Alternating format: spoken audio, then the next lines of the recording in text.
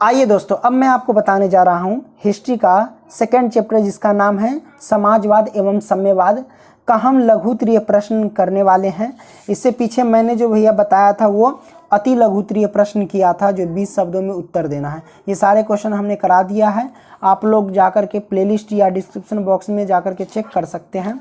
अभी जो हम फिलहाल बताने जा रहे हैं ये वाला पहला क्वेश्चन कहता है, पहला क्वेश्चन कि रूसी क्रांति के किन्हीं दो कारणों का वर्णन करें। यानी रूस में जो क्रांति हुई थी इनके दो कारणों का वर्णन करना है।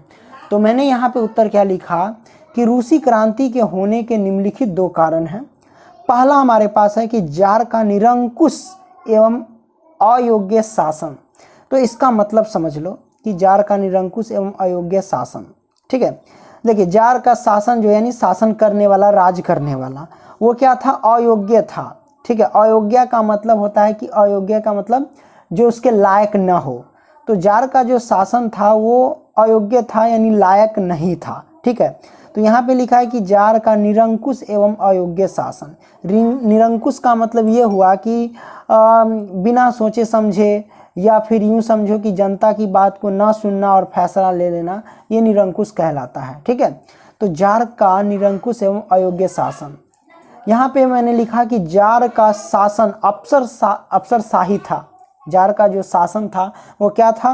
अफसरशाही था। अफसरशाही का मतलब ये हुआ कि भैया ये अफसर को ज़्यादा बढ़ावा देते थे, यानी अफसर पे ज़्यादा ध्यान देते थे।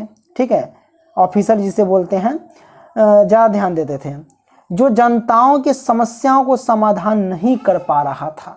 ठीक है, दूसरा कारण यह है कि मजदूरों की स्थिति दयनीय थी। दयनीय का मतलब यूं हुआ कि खराब। तो मजदूर की स्थिति जो थी वो बहुत खराब था। जार के शासन में मजदूरों को कोई राजनीतिक अधिकार प्राप्त नहीं था, जिससे मजदूर जार के शासन के प्रति संतोष नहीं था। ओके।